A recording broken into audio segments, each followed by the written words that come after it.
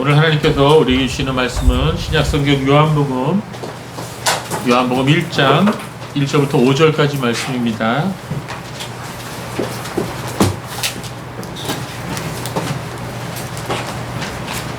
요한복음 1장 1절부터 5절까지 말씀.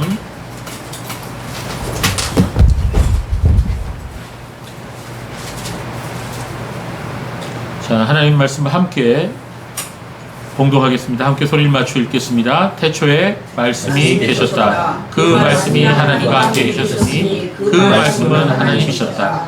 그분은 태초에 하나님과 함께 계셨다. 만물이 그분을 통하여 창조되었으며 창조된 것 중에 그분 없이 창조된 것은 하나도 없었다. 그분 안에 생명이 있었으니 그 생명은 사람들의 빛이었다. 그 빛이 어두움에 비쳤으나 어두움이 그 빛을 깨닫지 못하셨다. 아멘.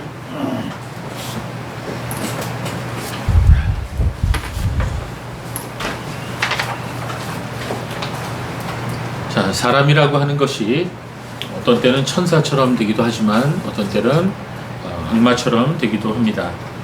좀 시간이 지난 일인데 2006년에 2월 17일 저녁 7시 10분께 서울 용산구 용문동이라고 하는 곳에서 신발 가게를 운영하던 부자가, 그러니까 돈이 많은 사람이 아니라 아버지와 아들이 공모해서 11살밖에 되지 않은 어린 소녀를 유인해서 납치합니다. 그리고 그 어린아이를 성추행하고 기하는 살해까지 하는 끔찍한 사건이 있었습니다. 이 소식을 전해 들은 사람들은 큰 충격에 빠질 수밖에 없었습니다. 그것은 도저히 사람이 할 수 있는 행동이라고 인정할 수 없는 그런 행동이었습니다. 우리는 또 한 사람이 연쇄살인 행각으로 충격을 받은 적이 있는데요. 고등학교 2학년 때부터 절도 사건으로 소년원에 수감된 이래 총 14차례 절도, 특수절도 및 성폭력 등의 혐의로 11년을 교도소에서 지냈던 30대 중반의 남성 유영철이라는 사람, 여러분 기억하십니까? 예. 2003년 9월부터 2004년 7월까지 자그마치 총 21명을 살해한 것으로 드러났습니다. 엽기적인 사건이었죠. 자, 이런 잔혹함은 그 내면에 사단의 조종을 받는 영혼에 의해서 저질러진 행위라고 우리는 생각합니다. 독일의 히틀러는 유대인을 600만 명을 살해했습니다. 가스실로 끌고 가서 학살했습니다. 그러나 가스실로 끌려가기도 전에 장교들이나 군인들에 의해서 무참히 살해된 유대인들도 적지 않습니다. 자, 유대인들을 그처럼 잔혹하게 살해했던 사람들은 전쟁이 나기 전에 대부분 평범한 사람들이었습니다. 아이들을 가르치던 교사나 교수들도 있었고 동네 빵집 아저씨도 있었습니다. 그들 중에는 훌륭한 철학자들도 많았고 베토벤이나 바흐 같은 훌륭한 음악을 들으며 살아왔던 문화시민이 대부분이었습니다. 그런데 그들이 셀 수도 없는 수많은 살해한 살인마들로 돌변했던 것입니다. 그것이 전쟁입니다. 이 동물은 본능에 따라 먹이를 위해 상대를 잡아먹는데 인간은 즐기면서 천천히 죽인다고 합니다. 자, 2차 세계대전이 한창일 때 한 독일 장교가 유대인 수용소를 맡게 되었습니다. 그는 발코니가 딸린 자신의 집무실 2층에서 피아노를 연주하다가 갑자기 연주를 그치더니 창가로 다가갑니다. 그리고 창가에 기대어 세워놓았던 적용용 엽총을 들어 수용소 앞마당을 지나가던 한 유대인 포로를 향해 총을 겨누고 방아쇠를 당깁니다. 열심히 일하던 그 유대인은 그 자리에서 피를 흘리며 쓰러지게 됩니다. 총소리가 나자마자 방문이 열리고 한 소년이 뛰어들어옵니다. 아빠! 하고 외치면서 그 소년은 방금 한 사람을 아무런 이유도 없이 쏴 죽인 그 장교의 품에 안깁니다. 그리고 그 장교는 자신의 아들의 볼에 뽀뽀를 하면서 이렇게 말합니다. 사랑한다 내 아들아. 자, 바로 이것이 인간의 모습입니다. 인간의 잔인한 모습인 것입니다. 그런데 이 인간의 잔인성 뒤에는 바로 어둠의 영이 존재한다는 것입니다. 이 어둠의 세력은 실체입니다. 실제로 존재하는 것입니다. 우리가 인정하든 인정하지 아니하든 이 사단은 존재합니다. 우리가 살아가고 있는 세상은 바로 이 사단에게 속해 있는 것입니다. 에베소서 2장 2절에 이런 말씀이 있습니다. 그때 너희는 그 가운데서 행하여 이 세상 풍조를 따르고 공중에 권세 잡은 자를 따랐으니 곧 지금 불순종의 아들들 가운데서 역사하는 영이라. 자, 사람이 아무리 부인해도 하나님과 상관없는 사람은 전부 다 이 불순종의 아들, 즉 마귀가 조종하는 영향권 안에 들어가 살아가고 있는 것입니다. 불순종의 아들들 가운데서 역사한다고 말씀은 말씀하고 있습니다. 사람이 예수님을 믿고 거듭나게 되면 이전에 믿지 못하던 것을 믿게 되고 이전에 알지 못했던 영적 세계의 눈이 띄어지게 되는 것입니다. 우리가 거듭나서 하나님의 자녀가 된 후에 하나님께서 살아계시다는 사실이 믿어지게 될 뿐만 아니라 전에는 도무지 이해되지도 않던 하나님의 말씀이 깨달아지게 되는 것입니다. 그와 함께 또한 어둠의 세력에 대해서도 알게 되는 것입니다. 자, 하나님께서 실제로 살아계시는 것처럼 마귀라고 불리우는 사단도 실제로 존재하는 것입니다. 성도는 하나님과 예수님과 성령님에 대해서도 알아야겠지만 또한 사단의 존재에 대해서도 알아야 되는 것입니다. 그래야만 이 어둠의 세력에 우리가 어떻게 대처할지를 알 수 있게 되는 것입니다. 그렇습니다. 이 어둠의 세력은 실제로 존재하는 것입니다. 눈에 보이지는 않지만 분명히 존재하고 우리에게 영향을 미치고 있습니다. 그리고 이 사단은 매우 잔인하고 매우 악하고 교활한 존재인 것입니다. 이 사단이 인간을 통해 얼마나 악한 행동을 할 수 있는지를 우리는 분명히 알고 있어야 합니다. 자, 여러분에게 소개 싶은 책이 하나 있는데요. 바로 이 쿠르트 코우 박사가 저술한 사탄의 전술 전략이라고 하는 책입니다. 표지가 좀 시뻘겋죠? 네. 이신영 기사님이 소개해 주셔서 저는 이 책을 알게 되는데 얼마 전에 돌아가신 김명도 박사님도 이 책을 적극 추천했습니다. 여러분도 꼭 이 책을 언젠가 한번 꼭 읽어보십시오. 예, 도움이 많이 됩니다. 이 책에는 사탄이 어떻게 이 세상 가운데 역사하는지 신뢰를 들어가면서 아주 자세하게 기록되어 있습니다. 그리고 매우 성서적입니다.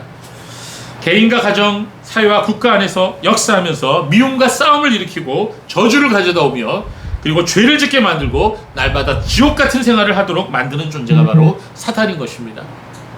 수많은 사람들이 사단에게 노예가 되어 미신에 빠져 살아갑니다. 점술과 역술에 의존하고 무당을 의지합니다.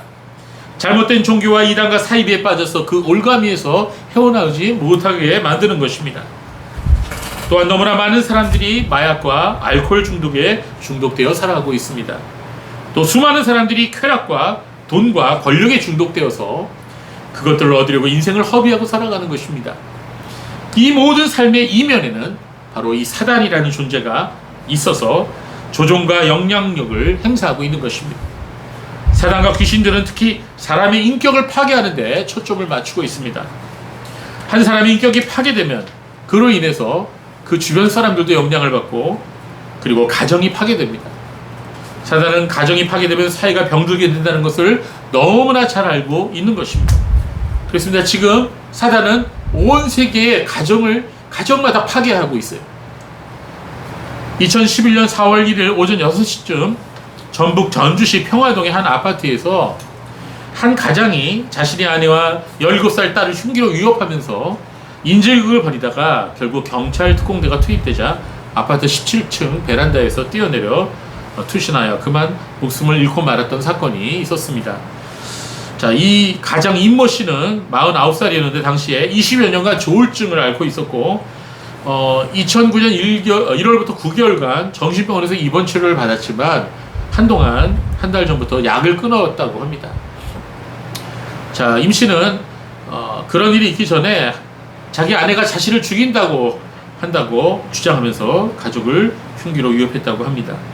오늘 많은 사람들이 알코올 중독과 쾌락과 도박에 의해서 무너지고 그로 인해 가족들이 커다란 상처와 고난을 당하게 되는 것을 볼 수가 있습니다. 또한 사단은 교회를 파괴해서 신앙을 붕괴시키려고 하는 것입니다.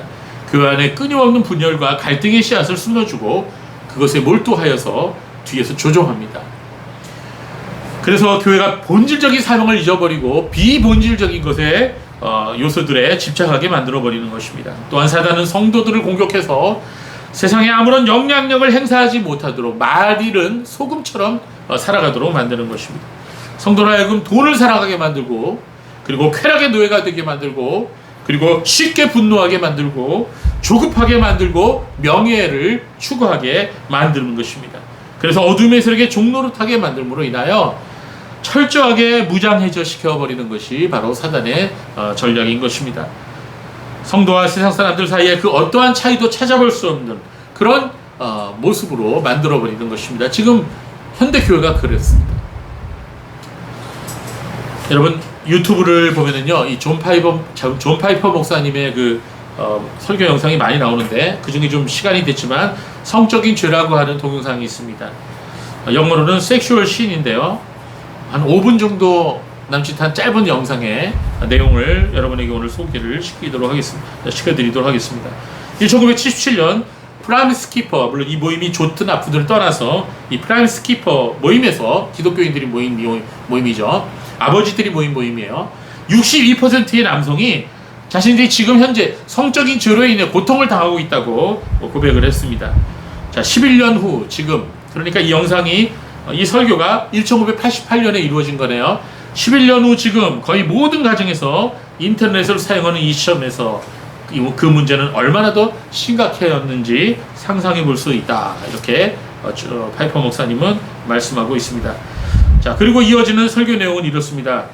당신의 마음은 예수님에 대해서 뭐라고 말하고 있나요? 늦은 밤 혼자 있는 방에서 인터넷 화면 앞에서 마우스는 클릭할 준비가 되어 있고 당신의 마음은 포르노 영화보다 그리스도에 대해서 뭐라고 말하고 있습니까? 이렇게 도전하고 있습니다. 수천 명의 사람들이 그들이 한때 꿈꾸었던 꿈, 세상에 영향력을 끼치겠다는 꿈들로부터 돌아서고 있습니다. 그들의 삶에 있는 성적인 죄악들 때문에, 과거의 성적인 실패들 때문에 수천 명이 이 세상에 정말로 위대한 영향력을 끼치려는 꿈을 꾸었던 도시들과 나라들과 대학에서 예수 그리스도의 명성을 위해 그들의 삶을 바치고 희생하겠다는 그런 꿈을 꾸던 그들이 그만 그 꿈을 잃어버렸습니다. 이렇게 말하고 있습니다. 그리고 그 꿈을 잃어버린 가장 큰 이유는 그들이 말하기를 성적인 죄로 인해 자신이 무가치하게 느껴지는 바로 그 죄책감이 너무나 커서 그 죄책감과 자신이 가치가 없다고 생각하는 그 생각이 결국 영적으로 무기력함을 느끼는 그 지경까지 내려가게 하고 미국 중산층의 안락함과 그 편안함에 안주하려고 하는 그런 막다른 골목, 꿈의 종말로 몰고 간다. 이렇게 파이퍼 목사님이 말하고 있습니다. 미국의 현실적인 모습을 너무나도 잘 말해주고 있는 것이죠. 그리고 자막엔 이렇게 말합니다. 부끄러움은 희망을 파괴합니다. 성적인 죄로 인한 수치스러움은 거룩함을 파괴합니다. 성의 노예가 된 삶은 당신의 영혼을 파괴합니다. 성적인 중독은 당신의 인생을 파괴합니다. 성적인 죄로 인한 부끄러움은 하나님의 영광을 파괴합니다. 이렇게 말씀하고 있습니다.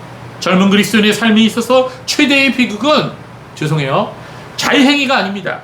성적인 죄들이 아닙니다. 인터넷 훔쳐보기나 잘못된 호기심들이 아닙니다.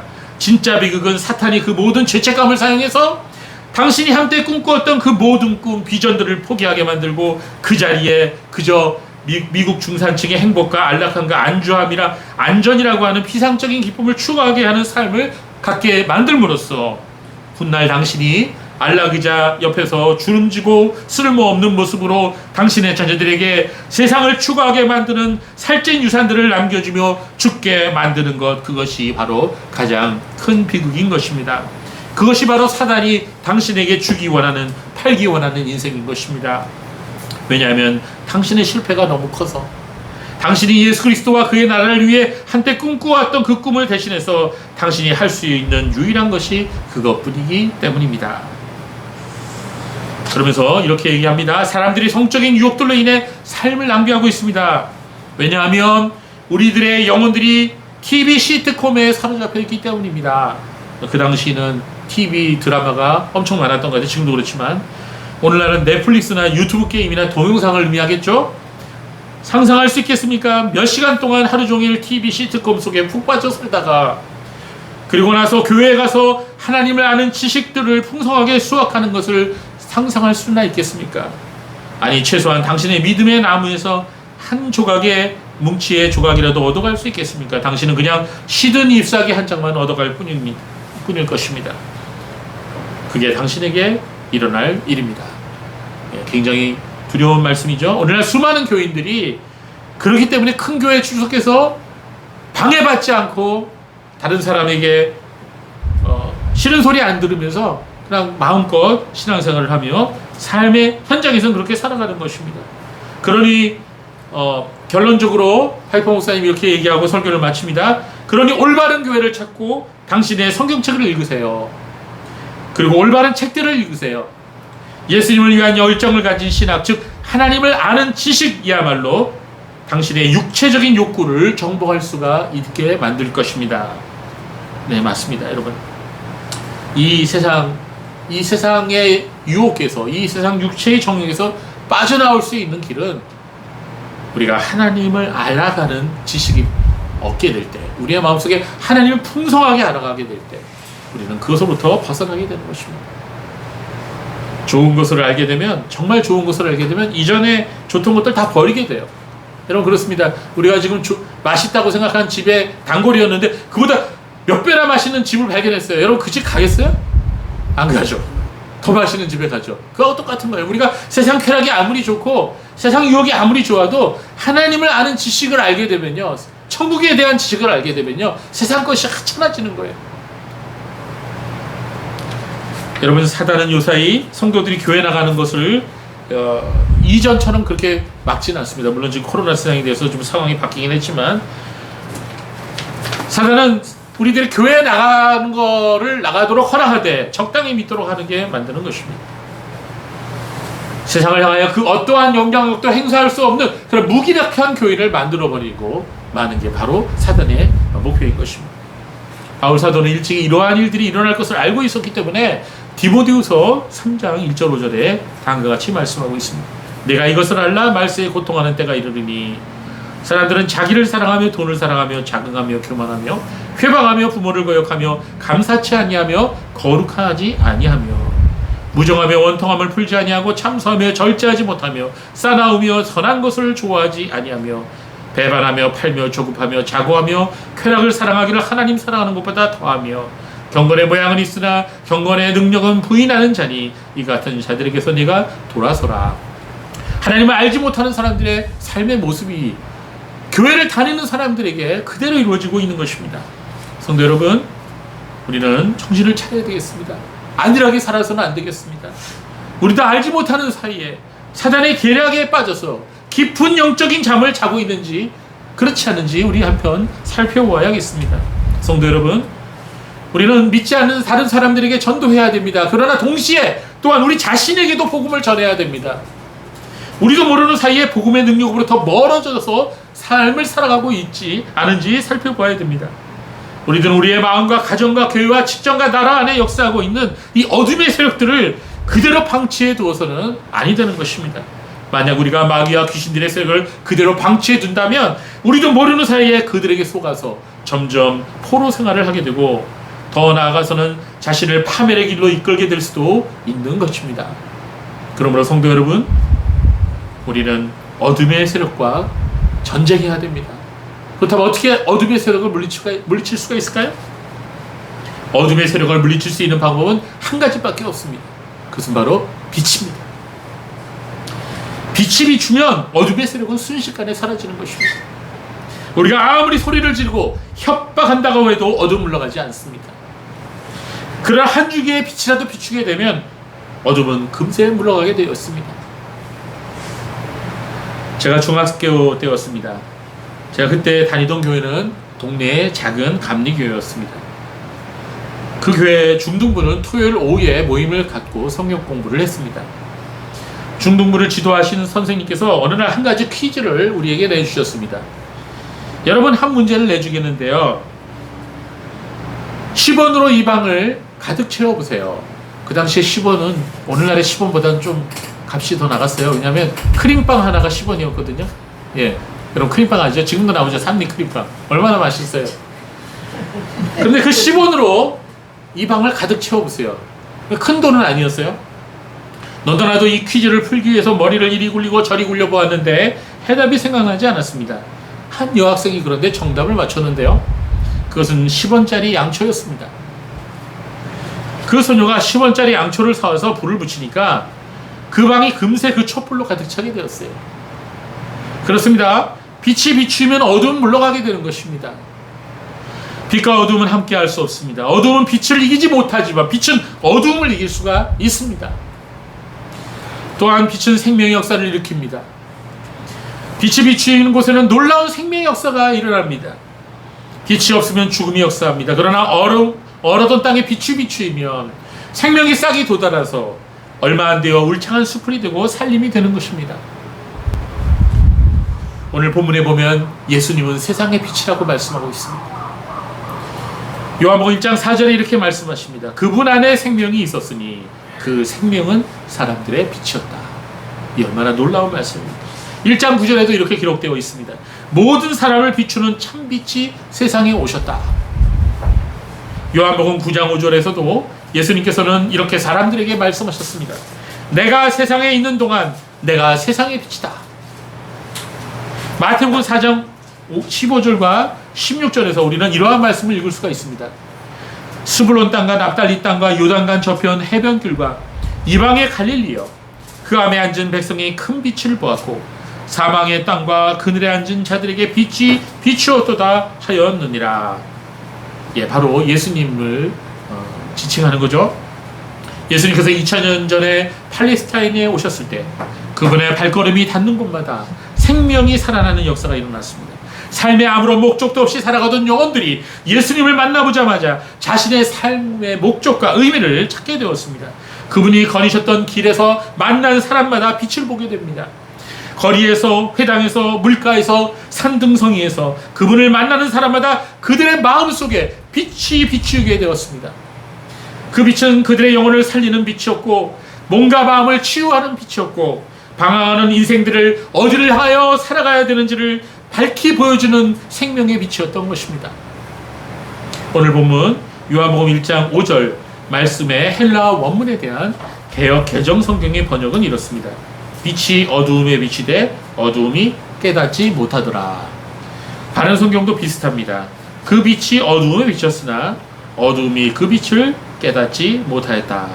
자, 여기서 깨닫지 못하였다는 그 말에 깨닫다라는 말의 헬라어는 카텔라벤이라는 단어를 썼어요. 카텔라벤. 그런데 이 단어의 원형이 카탈람바노라는 단어입니다. 예, 카탈람바노. 그런데 이 단어가 가지는 뜻이 다양합니다. 크게 세 가지가 있는데 이 카탈람바노라고 하는 단어의 대표적인 의미는 굳게 부여잡다, 손으로 쥐다, 홀드 그런 뜻을 갖고 있어요. 또 두 번째는 이해하다, understand 그런 의미가 있습니다. 세 번째는 이기다 라는 의미가 있습니다. 자, 그런데 여기서 이 문맥을 봤을 때 이 카탈람바노라는 단어는 깨닫다, 이해하다라는 의미로 번역하는 것이 가장 자연스럽다고 볼 수가 있습니다. 그러나 요한복음 전체와 요한 사도가 기록한 요한서 전체의 문맥을 비추어 보았을 때 이 단어는 어두움의 빛을 이기지 못하였다라고 이해하는 것도 충분히 의미가 있는 것입니다.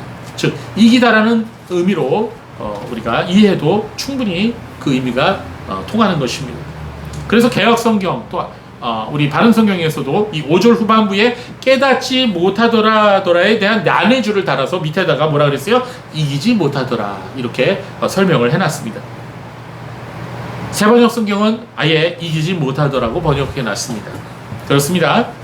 이 말씀 그대로입니다. 어두움은 결코 빛을 이길 수 없습니다. 이 세상에 비친 예수님을 어두운 세상을 결코 이길 수 없는 것입니다. 요한복음 8장 12절에 이런 말씀이 있습니다. 예수께서 또 일러 가라사대 나는 세상의 빛이니 나를 따르는 자는 어둠에 다니지 아니하고 생명의 빛을 얻으리라. 예수님께서 이 말씀을 하시기 전에 한 사건이 요한복음 8장에 나오죠. 바로 간음하다가 현장에 잡혀서 사람들에게 돌에 맞아 죽을 뻔했던 여인에 관한 사건이 기록되어 있어요. 서기관과 바리새인들이 간음하다가 현장에 붙잡힌 한 여자를 예수님이 계신 곳으로 끌고 왔습니다. 간음을 했다면 혼자 했을 것도 아니고 남자도 있었을 터인데 남자는 어디로 갔는지 도망갔는지 벌써 죽임을 당했는지 알 수 없고 여자만 끌려왔어요. 이때 예수님께서는 성전 앞에서 사람들에게 말씀을 가르치고 계셨습니다. 서기관들과 바리새인들이 예수님을 시험하고 고소할 거리를 찾기 위하여 이렇게 질문합니다. 선생님, 이 여자가 가늠하다가 현장에서 잡혔습니다. 모세는 율법에서 이런 여자를 돌로 치라고 우리에게 명령했는데 당신은 뭐라고 말씀하시겠습니까? 참 어려운 질문이죠. 이때 예수님께서 즉시 대답을 하지 아니하시고 몸을 굽혀서 손가락으로 땅에 무엇인가를 쓰셨습니다. 그들이 예수님을 계속해서 재촉해서 계속 묻습니다. 그러자 예수님께서 몸을 일으켜 그들에게 이렇게 말씀하셨습니다. 너희 가운데 죄 없는 자가 먼저 돌을 들어 이 여자에게 돌을 들어 던져라. 자, 이렇게 말씀하시고는 다시 몸을 굽혀서 땅에다가 손가락으로 무엇인가를 계속 쓰셨습니다. 본문은 몰려들었던 사람들이 예수님의 말씀을 듣고 나서 하나둘씩 자리를 떴다고 말씀하고 있어요. 성경 그들이 양심의 가책을 느껴서 나이가 든 어른들로부터 자리를 떠났다고 말씀하고 있습니다. 주석학자들은 다양한 해석을 내리고 있는데 그들이 그렇게 양심의 가책을 느낀 이유는 예수님 하나님의 아들의 그 말씀 앞에 그저 그냥 양심이 다 찔려갖고 돌아갔다 이렇게 말하기도 하고, 예수님이 그 바로 앞에 있는 사람부터 죄를 다 까발려갖고 땅에 섰기 때문에 그만 화들짝 놀라서 갔다, 이런 해석을 하는 사람도 있습니다. 너 어제 이런 죄 졌잖아. 똑같은 간음죄, 살인죄 다 지은 거예요. 자, 여기서 재미있는 것은 나이가 든 순서대로 떠났다는 거예요. 나이 많은 사람부터 떠났다. 이 말은 무슨 말이죠? 예, 나이가 많으면 그만큼 죄가 많다는 거죠. 맨 마지막 어린아이, 구경 왔던 어린아이는 어리둥절해서 그냥 가버렸죠. 자, 그리고 예수님과 그 여자만 남게 됩니다. 요한복음 8장 10절에 보면 예수님께서 그 여자에게 이렇게 말씀하십니다. 여자야, 그들이 어디에 있느냐? 너를 정죄하는 자가 아무도 없느냐?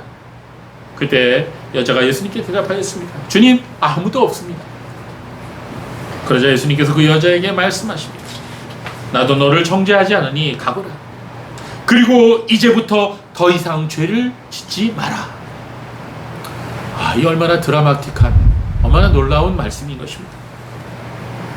바로 그 다음에 나오는 말씀이 바로 요한복음 8장 12절의 말씀인 것입니다.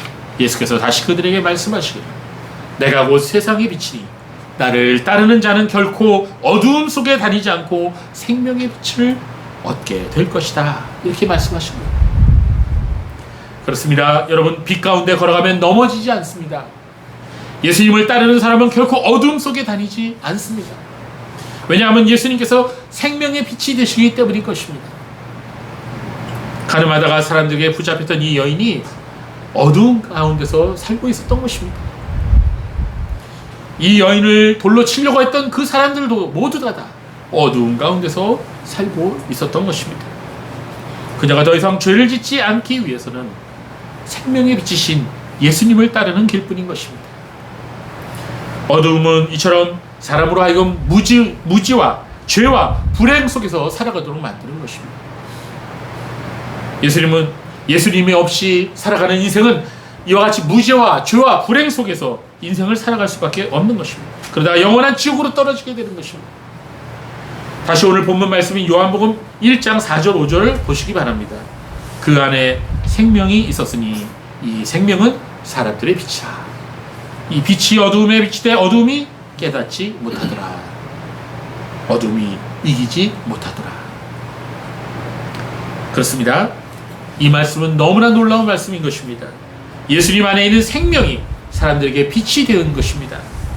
이 빛이 사람 안에 들어와야 되는 것입니다. 들어오되 우리의 안을 빛으로 그 생명으로 가득 채워야 되는 것입니다. 예수님의 빛이 내 안에 가득 채워질 때 우리의 모든 상처가 치유되고 우리의 쓴뿌리가 사라지게 되는 것입니다. 마귀로 인해 파괴되어지고 상처 입은 인격이 회복되게 되는 것입니다. 내 안에 예수 그리스도의 빛으로 가득 채워지게 될 때 모든 죄악의 습관들이 끊어지게 되는 것입니다. 악습과 반복되던 죄악들이 멈추게 되는 것입니다. 이것이 하루아침에 일어날 수도 있고 시간이 걸려서 일어날 수도 있지만 사람에 따라 다르지만 반드시 어두운 빛을 이기게 되어 있는 것입니다.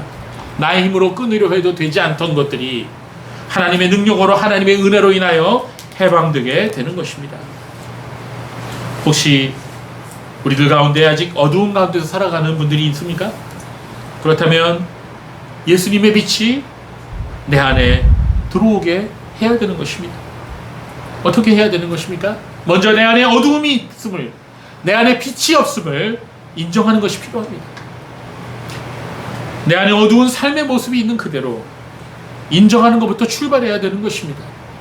그리고 하나님의 도우심을 구하십시오. 하나님의 긍휼하심을 구하십시오. 예수님 내 삶에 오셔서 나의 주인이 되어달라고 구하십시오. 마음을 열고 예수님께서 내 삶의 주인이 되어 내 안에 들어오셔서 나와 함께 살아주시도록 간구하시기 바랍니다. 요한계시록 3장 20절에 이렇게 말씀합니다. 볼지어다 내가 문 밖에 서서 두드리노니 누구든지 내 음성을 듣고 문을 열면 내가 그에게 들어가 그로 더불어 먹고 그는 나와 더불어 먹으리라. 먹는다는 말은 같이 삶을 생활한다는 그런 의미인 것입니다. 이미 예수님께서 마음의 문을, 우리의 인생의 문을 두드리고 계시는 것입니다. 우리가 예수님을 나의 주님으로 그리고 내 죄를 대속하신 구주로 믿고 모셔드린다면 예수님은 우리와 함께 살아주시는 것입니다. 함께하여 주시는 것입니다. 이 모든 과정이 바로 하나님의 성령께서 역사하여 주시는 것입니다. 교회를 오래 다닌 사람들 중에도 여전히 어두운 가운데서 살아가는 사람들이 있습니다. 그런 사람은 아직 거듭나지 못했거나 과거에 거듭났다 할지라도 세상의 유혹에 발목이 잡혀서 살아가는 사람들인 것입니다. 물론 얼마나 많은 사람들이 과거에 하나님의 구원의 감격을 체험한 이래로 그만 마귀의 유혹에 빠져서 그게 올무가 되어 거기서 헤어나오지 못하고 오랜 세월을 영적인 잠에 빠져 살아가고 있는 사람들이 얼마나 많은지 모르는 것입니다. 그런 상태로 계속 살아가게 된다면 거듭나지 못한 사람은 멸망하여 지옥에 가게 됩니다.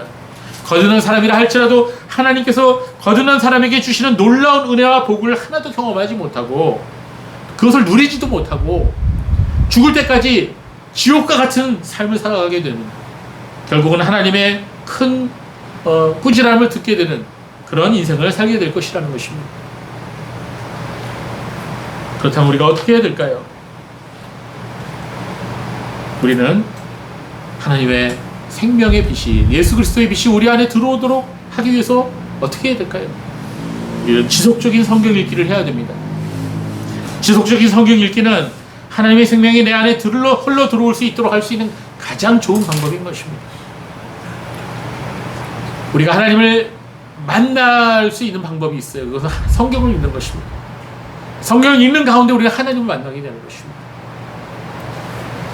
말씀을 읽는 동안에 나도 모르게 하나님의 생명의 능력이 내 안에 들어와서 내 안에서 역사하게 되는 것입니다.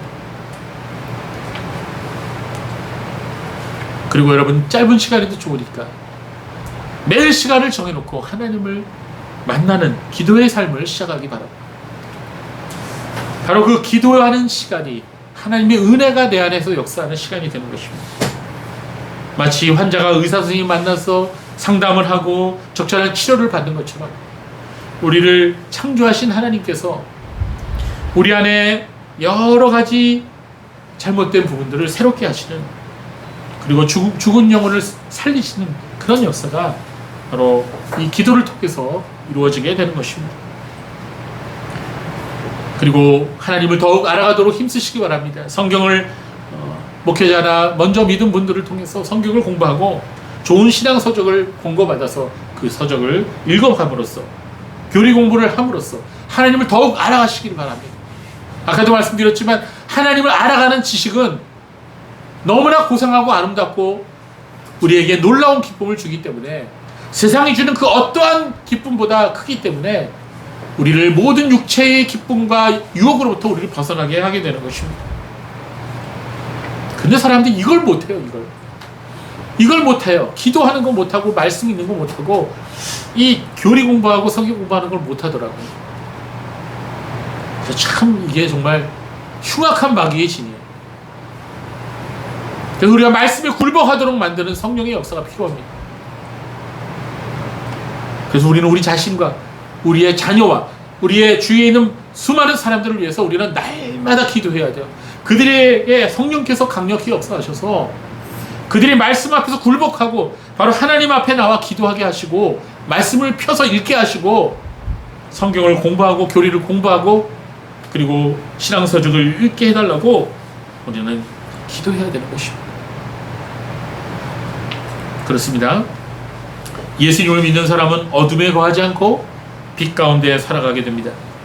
고린도후서 4장 6절에 어두운 데서 빛이 비치리라 하시던 그 하나님께서 예수 그리스도의 얼굴에 있는 하나님의 영광을 아는 빛을 우리 마음에 비치셨느니라. 생명의 빛이신 예수님을 모시고 살아가는 성도는 세상에서 빛의 자녀로 살아가게 됩니다. 그것이 하나님의 자녀됨의 권세인 것입니다. 세상에 살아가면서 하나님의 자녀되는 권세를 가지고 살아야 되는 것입니다. 베드로전서 2장 9절 10절에 오직 너희는 택하신 족속이요 왕같은 제사장이요 거룩한 나라요 그의 소유된 백성이니 이는 너희를 어두운 데서 불러내어 그의 기이한 빛에 들어가게 하신 자의 아름다운 덕을 선전하게 하려 하심이라. 너희가 전에는 백성이 아니더니 이제는 하나님의 백성이요 전에는 긍휼을 얻지 못하였더니 이제는 긍휼을 얻는 자니라. 아멘. 자, 이 말씀에서도 기이한 빛이라고 말씀하고 있어요. 그 기이한 빛은 누구를 가리킵니까? 바로 예수 그리스도를 가리키는 것입니다. 예수님을 믿는다는 것이 무엇이죠? 하나님의 자녀가 된다는 게 무엇이죠? 신앙생활을 한다는 게 무엇이죠? 그것은 바로 어두운 데서 불러내어 예수님의 빛에 들어가는 거예요. 예수를 믿는다고 하면서도 아직도 어두운 곳에서 계속 방황하고 있다면, 어두운 생활을 계속해서 하고 있다면 그는 아직 빛에 들어가지 못한 것입니다. 물론 가끔가다 우리는 넘어질 수 있어요. 그러나 우리는 속히 하나님의 말씀 앞으로 나와 죄 씻음함을 받아야 되는 것입니다. 과거에는 어둠의 권세에 매여 고통과 죄악 속에 살아가던 삶이 예수님의 생명으로 가득 찬 삶을 살아가게 된 것을 세상을 향하여 자랑하면서 살아가는 게, 그게 바로 그리스도인의 삶이라는 거예요. 그리고 이 아름다운 소식을 세상에 전하면서 살아가는 것이 그리스도인의 삶이 모습이라는 것입니다. 그래서 그리스도인은 하나님의 영광의 빛을 비추면서 살아가야 된다는 거예요. 출애굽기 34장에 보면 모세가 시내산에서 40일 동안 하나님과 함께 보낸 후에 그에게 놀라운 변화가 하나 생겼죠. 어떤 변화가 생겼습니까? 출애굽기 34장 29절부터 30절에 보면 모세가 시내산에서 내려올 때 자기 손에 증거 돌판 2개를 들고 내려오는데 모세가 여호와와 말했으므로 얼굴 살결에 광채가 났으나 그 자신은 알지 못했다. 아론과 모든 이스라엘 자손이 모세를 보니 보아라, 그 얼굴 살결에 광채가 나고 있었으므로 그들이 그에게 가까이 가기를 두려워했다. 바로 모세의 얼굴에 환한 광채가 났다는 것입니다.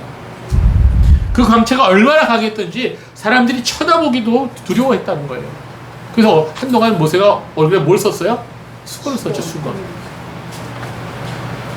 이처럼 날마다 말씀을 읽고 기도하는 사람들의 얼굴의 삶에는 하나님을 아는 빛이 나타나게 돼요.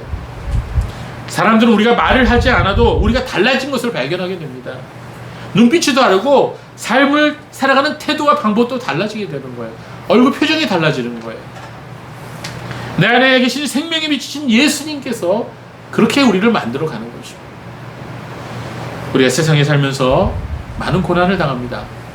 그럼 우리가 스트레스 받고 우리가 고민을 하죠. 그럼 얼굴이 새까맣게 변해요.